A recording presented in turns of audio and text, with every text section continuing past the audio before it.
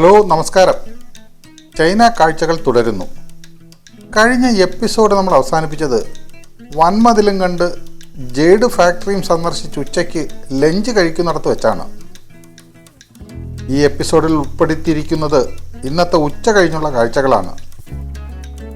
അതിൽ ബീജിങ്ങിലെ summer palace വിസിറ്റും ഇവിടുത്തെ Olympic stadium വിസിറ്റും പോകുന്ന വഴിയിലെ ഒരു കമ്പൽസറി വിസിറ്റായ പേൾ ക്രാഫ്റ്റ് സെൻറ്റർ സന്ദർശനവുമാണ്. അപ്പോൾ നമുക്ക് വിശദമായ വീഡിയോയിലേക്ക് പോകാം. നാട്ടുസഞ്ചാരിയുടെ പുതിയൊരു എപ്പിസോഡിലേക്ക് ഏവർക്കും ഒരിക്കൽ കൂടി സ്വാഗതം.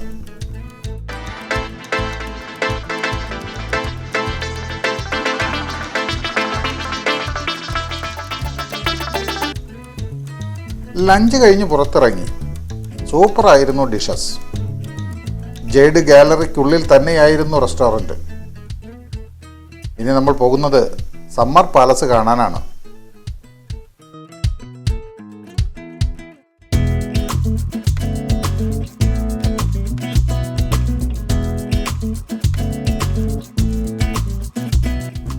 ഇവിടെ ഒരു പ്രത്യേക ഷേപ്പിലുള്ള കെട്ടിടം കാണുന്നുണ്ട്. അതൊരു ഷോപ്പിംഗ് മാളാണെന്നാണ് ഗൈഡ് പറയുന്നത്. ഏതായാലും ഒരു ഭംഗിയുള്ള നിർമ്മിതി. ഈ ചൈനക്കാർ ഇങ്ങനെയാണ്, എന്ത് നിർമ്മിച്ചാലും അതിൽ അവരുടെ ഒരു സിഗ്നേച്ചർ ഉണ്ടാവും. ഒരു കൂറ്റൻ കെട്ടിടമാണത്. ആ ഡൂം മാത്രമല്ല, വേറെയും കെട്ടിടങ്ങൾ ആ കമ്പൗണ്ടിൽ കാണുന്നുണ്ട്. കെട്ടിടങ്ങൾ മാത്രമല്ല, മറ്റു ചില റൈഡുകളും അതിനുള്ളിൽ കാണാൻ കഴിയുന്നുണ്ട്. ഇതാ ഒരു കൂറ്റൻ ജയന്റ് വീൽ.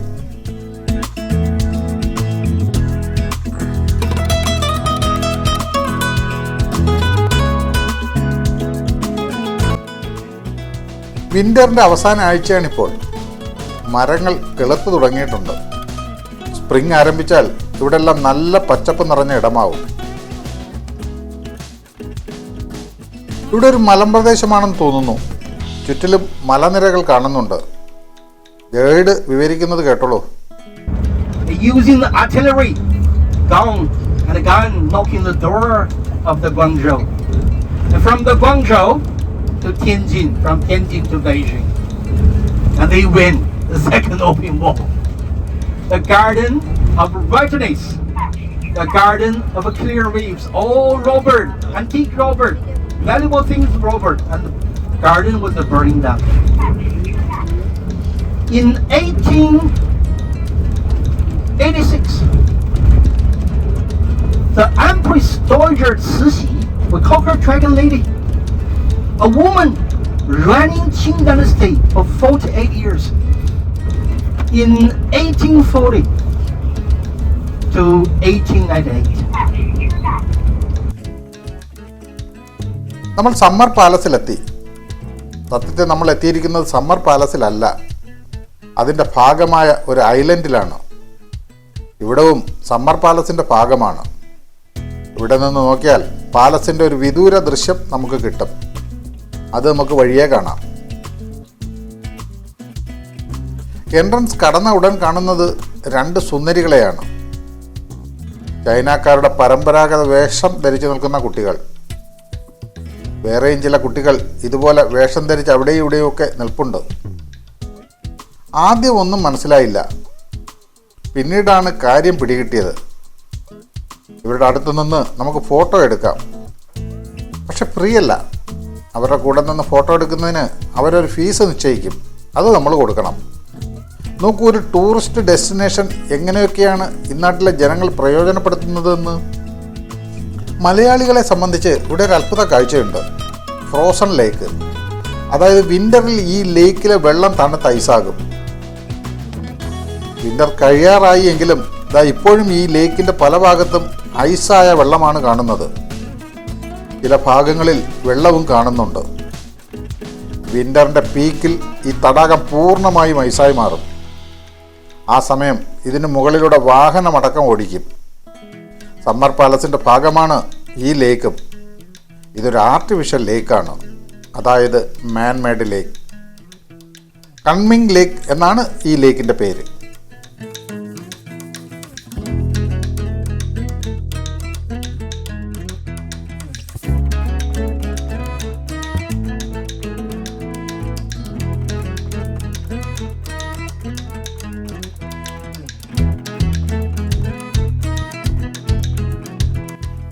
ആ കാണുന്ന ബ്രിഡ്ജ് കടന്നാൽ നമ്മളൊരു ഐലൻഡിലെത്തും. നാൻഹു ഐലൻഡ്, അതാണ് ഐലൻഡിൻ്റെ പേര്. നമ്മളിപ്പോൾ ഈ കടന്നു പോകുന്ന ബ്രിഡ്ജിൻ്റെ പേര് 17 ആർച്ച് ബ്രിഡ്ജ് എന്നാണ്. നാൻഹു ഐലൻഡുമായി കണക്ട് ചെയ്യുന്നതിന് നിർമ്മിച്ച പാലം. 17 ആർച്ചുകൾ കൊണ്ട് നിർമ്മിച്ച ബ്രിഡ്ജ് ആയതിനാലാണ് ഈ ബ്രിഡ്ജിന് പേര് വന്നത്. ഈ 17-നൊരു പ്രത്യേകതയുണ്ട്. ഇവരുടെ വിശ്വാസപ്രകാരം 9 ലക്കി നമ്പറാണ്. ഇരുവശങ്ങളിൽ നിന്നും 9 വീതം ആർച്ചുകൾ, നടുവിലത്തെ ആർച്ച് കോമൺ. അങ്ങനെയാണ് 17 ആർച്ചുകൾ കൊണ്ട് ഈ പാലം നിർമ്മിച്ചത്. 1750-ലാണ് ഈ ബ്രിഡ്ജ് ഇവിടെ പണിതത്. 150 മീറ്റർ നീളമുള്ള ഈ പാലം പൂർണ്ണമായും പണിതിരിക്കുന്നത് ഗ്രാനൈറ്റ് സ്റ്റോൺ ഉപയോഗിച്ചാണ്. ഈ പാലത്തിൻ്റെ തുടക്കത്തിലും അവസാനത്തിലും ഇവരുടെ വിശ്വാസവുമായി ബന്ധപ്പെട്ട സിംഹരൂപങ്ങൾ കല്ലിൽ കൊത്തിവെച്ചിട്ടുണ്ട്. ഗർജിക്കുന്ന സിംഹരൂപങ്ങൾ സ്വർഗത്തിലേക്ക് നോക്കി ഗർജിക്കുന്നു എന്നാണ് വിശ്വാസം. ആ ഗർജനമാണ് ഈ ബ്രിഡ്ജിനെ സംരക്ഷിച്ചു നിർത്തിയിരിക്കുന്നതെന്നാണ് വിശ്വാസം. കൂടാതെ വ്യത്യസ്ത ഭാവങ്ങളുള്ള ഒരേ സൈസിലുള്ള 544 സിംഹരൂപങ്ങളും ഈ ബ്രിഡ്ജിൻ്റെ പലഭാഗത്തായി സ്ഥാപിച്ചിട്ടുണ്ട്. ഈ കാണുന്ന ഓരോ സിംഹത്തിനും വ്യത്യസ്ത ഭാവങ്ങളാണുള്ളത്.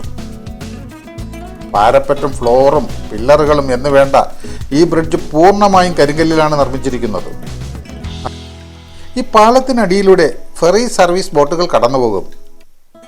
ലേക്കിൻ്റെ സൗത്ത് ഈസ്റ്റിൽ നിന്നും നോർത്ത് ഈസ്റ്റിലേക്കാണ് ആ ഫെറി സർവീസ് ഉള്ളത്. ഈ പാലത്തിന് ഈസ്റ്റ് കോസ്വേ എന്നും പേരുണ്ട്.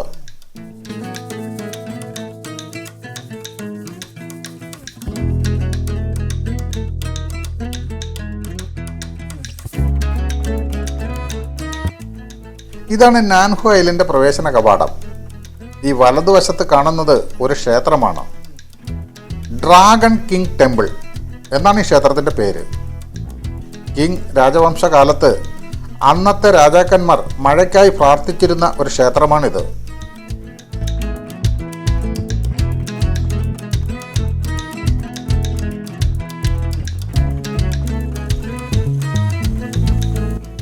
ഇവിടെ ഒരു കൂറ്റൻ മരം നിൽപ്പുണ്ട്. ഈ മരത്തിൽ കെട്ടിപ്പിടിച്ച് പ്രാർത്ഥിച്ചാൽ ആഗ്രഹങ്ങൾ നടക്കുമെന്നാണ് വിശ്വാസം. വിശ്വാസമല്ല, അന്ധവിശ്വാസം. ഈ മരത്തിൽ തൂക്കിയിട്ടിരിക്കുന്ന ഒരു ബോർഡിൽ അത് എഴുതി വച്ചിട്ടുണ്ട്. വേറെയും ധാരാളം വൃക്ഷങ്ങൾ ഇവിടുണ്ട്. ഈ ക്ഷേത്രത്തിൻ്റെ മേൽക്കൂര കണ്ടോ? വളരെയേറെ പ്രത്യേകതകളുള്ള മേൽക്കൂര. ഇവിടെയുള്ള എല്ലാ നിർമ്മിതികളുടെയും മേൽക്കൂര ഇങ്ങനെ തന്നെയാണ് നിർമ്മിച്ചിരിക്കുന്നത്.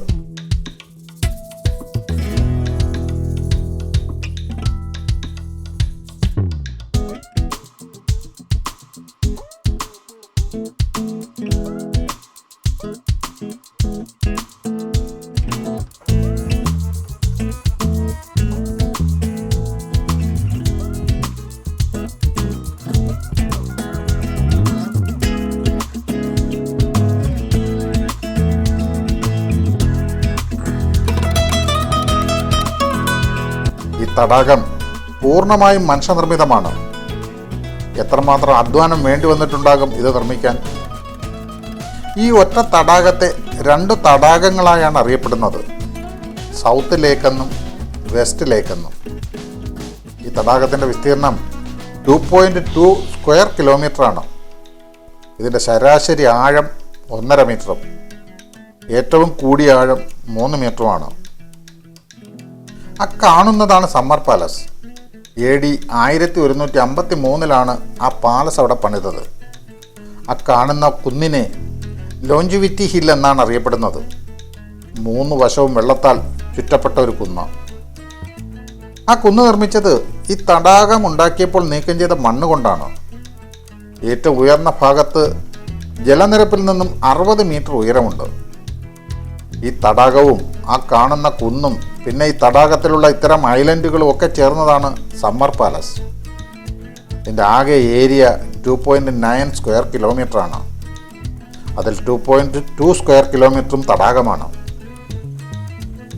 ഇവിടെ നാൻഹു ഐലൻഡിൻ്റെ വടക്ക് ഭാഗമാണ്. ഇവിടെ ഇത്തരം കല്ലുകൾ കൊണ്ടും മരങ്ങൾ കൊണ്ടുമാണ് മോടി പിടിപ്പിച്ചിരിക്കുന്നത്. ഇതെല്ലാം നാച്ചുറലായി ഇവിടെ ഉണ്ടായതല്ല, മുഴുവൻ ആർട്ടിഫിഷ്യലാണ്. അത് കണ്ടാൽ തന്നെ മനസ്സിലാകും. കല്ലുകൾ കൊണ്ട് ഒരു വന്യത ഉണ്ടാക്കിയെടുത്തതാണ് ഓരോരോ കൺസെപ്റ്റുകൾ. ഇടയ്ക്കിടയ്ക്ക് ചെറിയ ചെറിയ കേവുകളും കാണുന്നുണ്ട്. പക്ഷെ അവയൊക്കെ ഇപ്പോൾ ഇരുമ്പ് വാതിലുകൾ കൊണ്ട് അടച്ചിരിക്കുന്നു.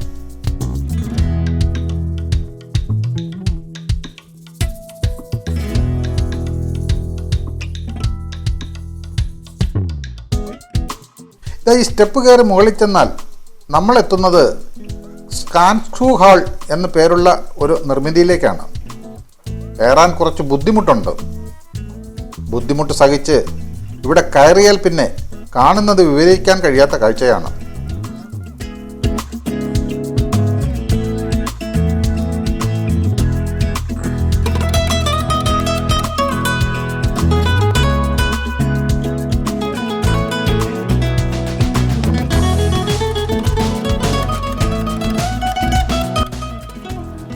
ഇതാണ് ഈ ഐലൻഡിലെ ഒരു പ്രധാന നിർമ്മിതി.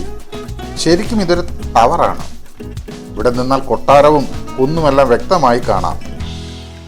ഇത് ഒരു 3 ലെവൽ പവലിയനായിട്ടാണ് അന്ന് നിർമ്മിച്ചിരുന്നത്. പിന്നീട് ഇത് ഒരൊറ്റ ഹാളാക്കി മാറ്റി. ഇവിടെ നിന്നുള്ള വ്യൂ കണ്ടോ? 1700കളിൽ പണിതതാണ് ഈ പവലിയൻ. എത്ര സുന്ദരമായ നിർമ്മിതി! ചൈനയിലെ യെല്ലോ ക്രൈൻ ടവർ മാതൃകയിലാണ് ഇത് പണിതത്.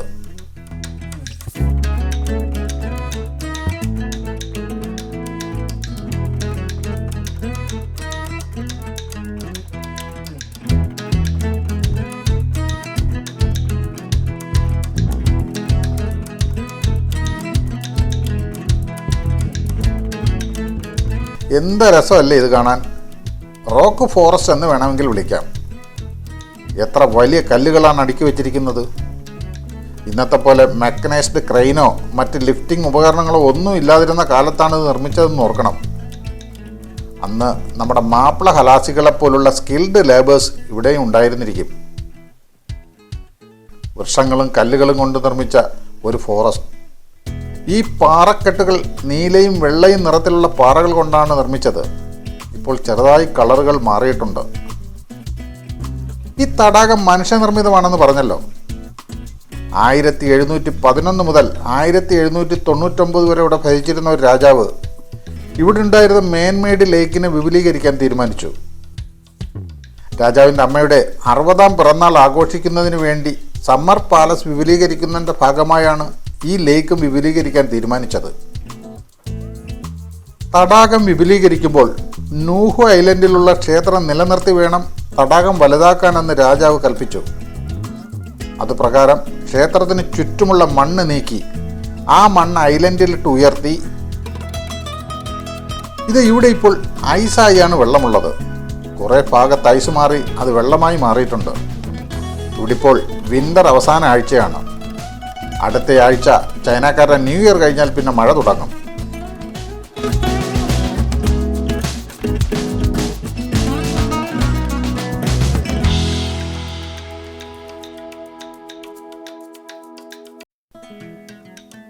ലോഞ്ച് വിത്ത് ഹില്ലിൽ കൊട്ടാരം കൂടാതെ ക്ഷേത്രങ്ങളും പവലിയനുകളും പിന്നെ മാൻമെയ്ഡ് ഫോറസ്റ്റും ഒക്കെ ഉണ്ട്. ഏതായാലും നമ്മൾ അങ്ങോട്ട് പോകുന്നില്ല, സമയക്കുറവ് കാരണം. ഇവിടെ നിന്ന് തന്നെ കാണുന്നതേ ഉള്ളൂ. ഈ പാലസ് മുഴുവനായി കാണണമെങ്കിൽ ഒരു ദിവസം മുഴുവൻ വേണ്ടിവരും. എന്നാൽ പോലും മുഴുവനായി കാണാൻ കഴിയുമോ എന്ന് സംശയമാണ്. അത്രയ്ക്കുണ്ട് കാഴ്ചകൾ. ഇതൊരു ബോട്ട് ജെട്ടിയാണ്. ഇത്തരം മറ്റ് 3 ജട്ടികൾ ഈ ഐലൻഡിൻ്റെ 2 ഭാഗങ്ങളിലുമുണ്ട്. ഈ ജട്ടികളും ഈ ഐലൻഡും പിന്നെ ആ 17 ആർച്ച് ബ്രിഡ്ജും എല്ലാം കൂടി സമ്മർ പാലസിൽ നിന്ന് നോക്കിയാൽ ഒരു ആമയുടെ രൂപത്തിലാണ് കാണുന്നത്. ഈ ജട്ടികളിലേക്കുള്ള പടികൾ ആമയുടെ കാലുകളും 17 ആർച്ച് ബ്രിഡ്ജ് ആമയുടെ കഴുത്ത് പോലെയും കുന്ന് ആമയുടെ ഉടല് പോലെയുമാണ് തോന്നുന്നത്. ഇതങ്ങനെ തോന്നുന്ന രീതിയിൽ ഡിസൈൻ ചെയ്ത് നിർമ്മിച്ചതാണ്. ഒരു ദൈവിക പരിവേഷം നൽകിയുള്ള നിർമ്മാണം. ഒരു ഡിവൈൻ ആമ വെള്ളത്തിൽ പൊങ്ങിക്കിടക്കുന്നു എന്ന് തോന്നുന്ന തരത്തിലാണ് സങ്കല്പം.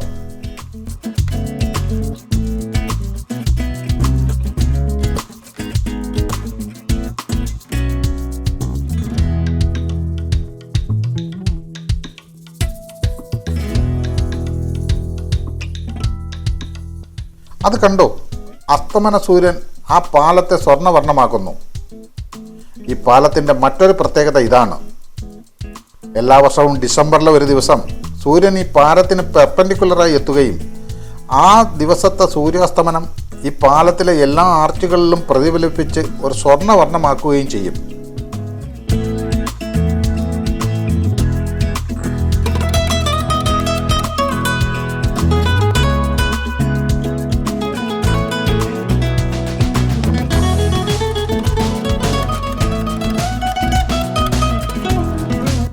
നാൻഹു ഐലൻഡിൽ നിന്നും തിരികെ പോകുന്നു.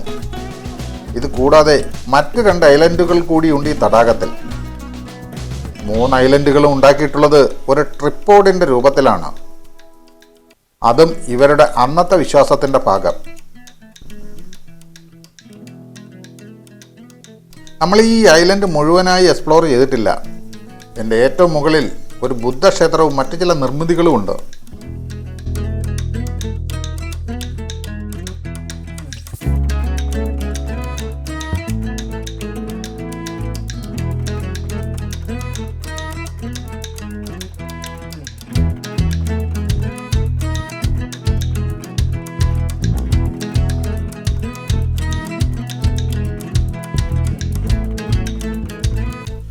ഇതൊരു ഓപ്പൺ എയർ ഓഡിറ്റോറിയം പോലെ തോന്നുന്നു. എന്താണെന്നറിയില്ല. ഐലൻഡ് കണ്ട് തിരികെ അസംബിൾ ചെയ്യാൻ പറഞ്ഞ സ്ഥലത്തെത്തി. ഇവിടം വിശാലമായ ഒരു യാർഡാണ്. ഭംഗിയായി നിർമ്മിച്ചിട്ടുള്ള ഒരിടം. വളരെ വൃത്തിയിലാണ് ഇവിടെ സംരക്ഷിച്ചിരിക്കുന്നത്. ഒരു കടലാസ് കഷണമോ എന്തിന് പൊടി പോലുമില്ല കണ്ടുപിടിക്കാൻ.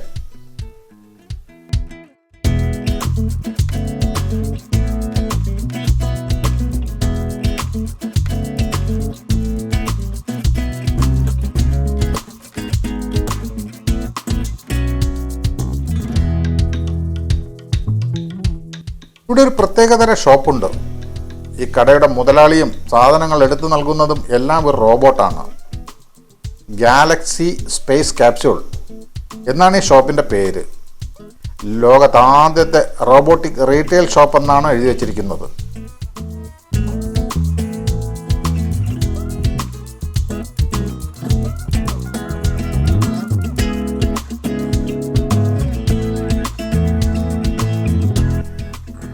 അവിടെയുള്ളൊരു QR കോഡ് സ്കാൻ ചെയ്ത് ഓർഡർ ചെയ്താൽ റോബോട്ട് സാധനം അലമാരിൽ നിന്ന് എടുത്ത് കൗണ്ടറിൽ തരും.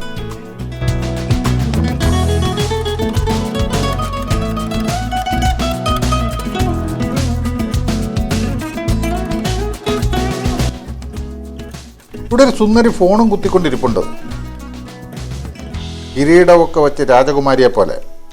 ഫോട്ടോയ്ക്ക് പോസ്റ്റ് ചെയ്യാൻ ടൂറിസ്റ്റുകളെ വെയിറ്റ് ചെയ്തുള്ള ഇരിപ്പാണിത്. ഇങ്ങനെയും കാശുണ്ടാക്കി ജീവിക്കാമെന്ന് തെളിയിക്കുകയാണ് ഈ ചൈനക്കാർ. കുറച്ച് ആലങ്കാരികമായി പറഞ്ഞാൽ ഈ ചൈനക്കാരെക്കുറിച്ച് നമുക്ക് ഒരു ചുക്കും അറിയില്ല. ഇവിടം 1998 മുതൽ വേൾഡ് ഹെറിറ്റേജ് സൈറ്റായി യുനെസ്കോ പ്രഖ്യാപിച്ചിട്ടുണ്ട്.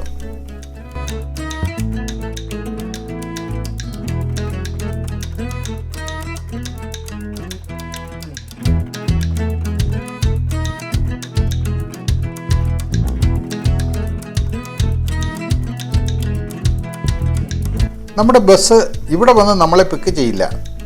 ഇവിടെ ബസ് നിർത്തി ആളെ കയറ്റാൻ അനുവദിക്കില്ല. അതുകൊണ്ട് നമുക്ക് കുറച്ച് നടന്ന് ബസ്സിൽ ആളെ കയറ്റാൻ അനുവദിച്ച സ്ഥലത്തേക്ക് പോകണം. ഈ റോഡ് ക്രോസ് ചെയ്ത് കുറച്ച് മാറിയാൽ നമുക്ക് pickup പോയിന്റിലെത്താം.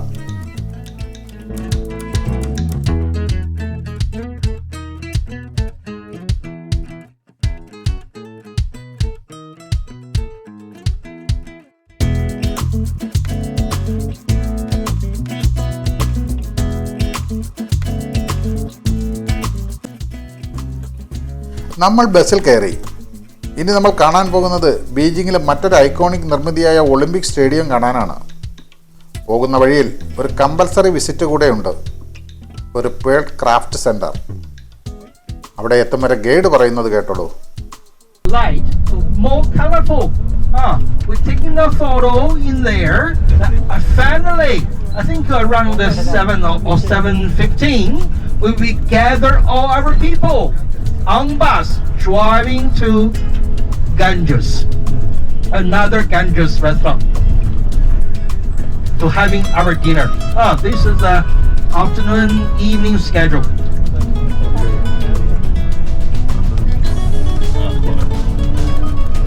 This area we call it the Haidian district.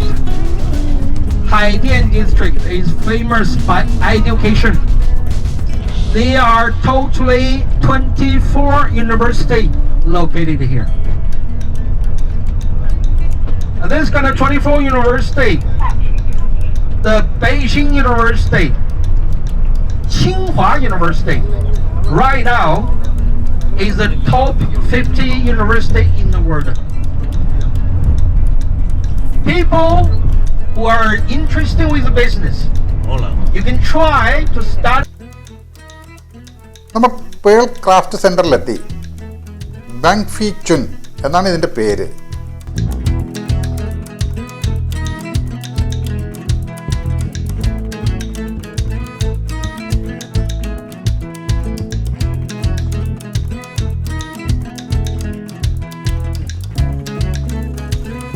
ഇവിടെ പേൾ എങ്ങനെയാണ് ഉണ്ടാക്കുന്നത് എന്നൊക്കെ വിശദീകരിക്കാൻ ഒരു ഇൻ്റർപ്രറ്റേറ്റർ ഉണ്ട്. From India. All right. Right now, so first of all, warmly welcome our Pearl Factory. I'm the Pearl girl here, Amanda. So before the around, give me several minutes the perfect introduction about pearls. And so far, my friends that have been to the Summer Palace, by the way. Yeah, we went. Just coming from the summer set. Perfect. So in the Summer Palace, you can find a huge lake.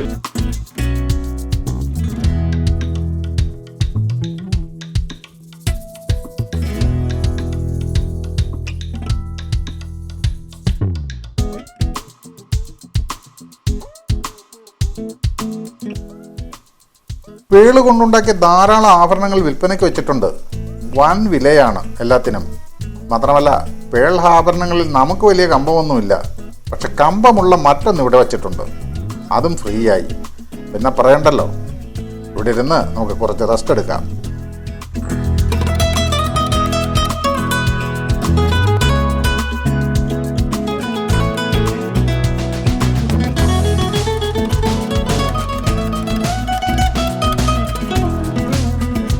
Pearl സെൻറ്ററിൽ നിന്ന് നേരെ വന്നത് Olympic സ്റ്റേഡിയത്തിലേക്കാണ്.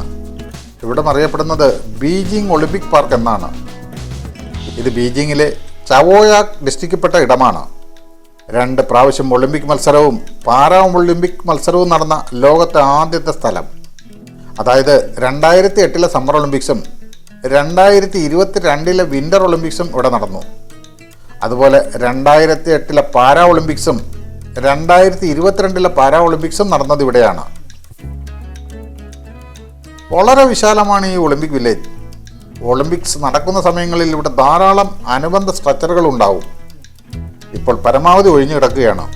ചെറിയ ചെറിയ ചില റെസ്റ്റോറൻറ്റുകളും souvenir ഷോപ്പുകളും മാത്രമേ ഇവിടെ ഇപ്പോൾ ലൈവ് ആയിട്ടുള്ളൂ. കുറേ നടക്കാനുണ്ട് പ്രധാന സ്റ്റേഡിയത്തിലേക്ക്.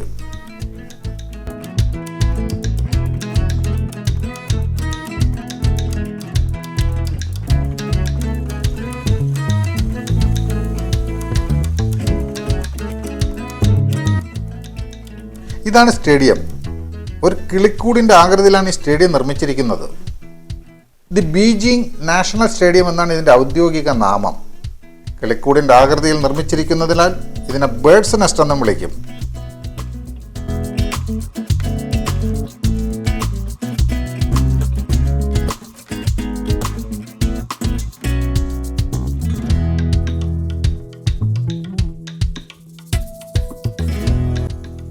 ഈ സ്റ്റേഡിയം മുഴുവൻ പണിതിരിക്കുന്നത് സ്റ്റീൽ കൊണ്ടാണ്. ലോകത്തെ ഏറ്റവും വലിയ സ്റ്റീൽ സ്ട്രക്ചർ കൂടിയാണിത്. ഇതിൽ ഉപയോഗിച്ചിരിക്കുന്ന സ്റ്റീലിൻ്റെ ആകെ നീളമെടുത്താൽ 36 കിലോമീറ്റർ നീളം വരും.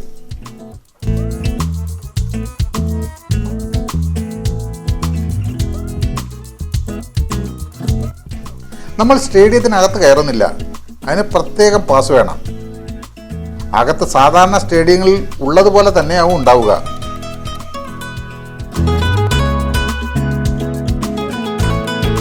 അങ്ങ് നീണ്ടു കിടക്കുകയാണ് നോക്കത്താ ദൂരത്തോളം. എത്ര വിശാലമാണ് ഈ സ്റ്റേഡിയം കോംപ്ലക്സ്. ഇവിടുത്തെ സ്ട്രീറ്റ് ലൈറ്റ് സിസ്റ്റം തന്നെ നല്ലൊരു കാഴ്ചയാണ്.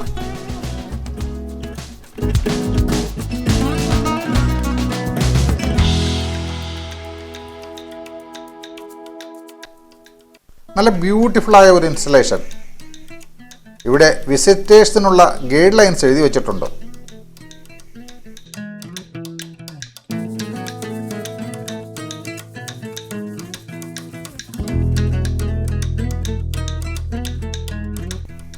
നമ്മളിവിടെ വരാൻ വൈകുന്നേരം തിരഞ്ഞെടുത്തത് ഇത് കാണാനാണ്, ഈ ലൈറ്റപ്പ് ചെയ്ത സ്റ്റേഡിയം കാണാൻ. വളരെ പ്രശസ്തമാണ് ഈ ലൈറ്റപ്പ് ചെയ്ത സ്റ്റേഡിയത്തിൻ്റെ കാഴ്ച. നേരം ഇരുട്ടും തോറും ഭംഗി കൂടി കൂടി വരും.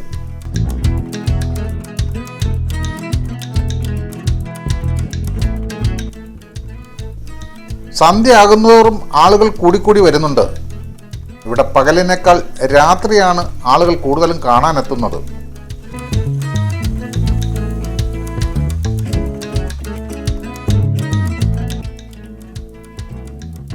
ഈ സ്റ്റേഡിയം നിർമ്മിച്ചത് 2008 ഒളിമ്പിക്സിന് വേണ്ടിയായിരുന്നു. 2003 ഡിസംബർ 24 ഈ സ്റ്റേഡിയത്തിൻ്റെ നിർമ്മാണം ആരംഭിച്ചത്. 2008 ജൂൺ 28 ഉദ്ഘാടനം ചെയ്തു. ആ വർഷമാണ് ഇവിടെ ആദ്യമായി ഒളിമ്പിക്സ് നടന്നത്. അത് കഴിഞ്ഞ് ഇവിടെ ഒളിമ്പിക്സ് നടക്കുന്നത് 2022.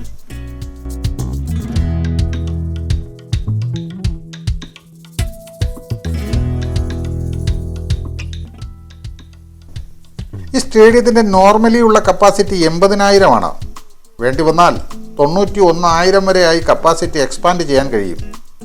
ഇവിടെ ഏറ്റവും കൂടുതൽ കാണികൾ ഉണ്ടായത് 2008 ആഗസ്റ്റ് 23 നടന്ന ഒരു ഒളിമ്പിക് ഫുട്ബോൾ മത്സരം കാണാനാണ്. നൈജീരിയയും അർജന്റീനയുമായിരുന്നു കളിക്കാർ. 89,102 പേരാണ് അന്ന് ഈ സ്റ്റേഡിയത്തിലിരുന്ന് ആ കളി കണ്ടത്. ഈ സ്റ്റേഡിയത്തിൽ 140 എക്സിക്യൂട്ടീവ് സൂട്ടുകളുമുണ്ട്.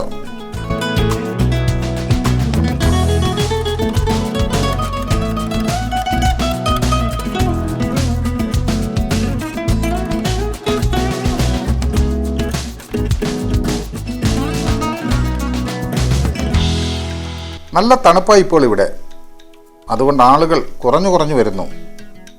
ഇനി ഈ തണുപ്പത്ത് നിൽക്കാനാവില്ല. ഇനി നേരെ ഡിന്നറിനായി റെസ്റ്റോറൻറ്റിലേക്ക് പോകും.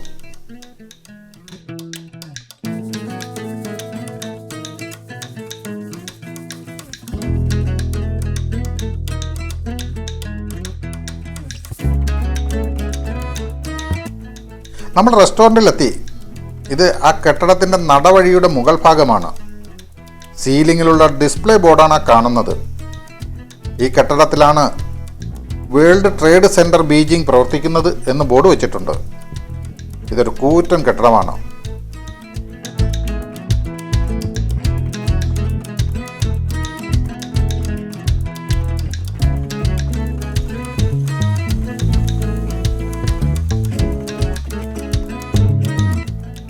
ഈ കെട്ടിടത്തിലുള്ള ഒരു റെസ്റ്റോറൻറ്റിലേക്കാണ് നമുക്ക് പോകേണ്ടത്. താഴെ നിലയിലാണ് ആ റെസ്റ്റോറൻറ്റ്. അവിടേക്ക് എസ്കലേറ്റർ ഉണ്ട്.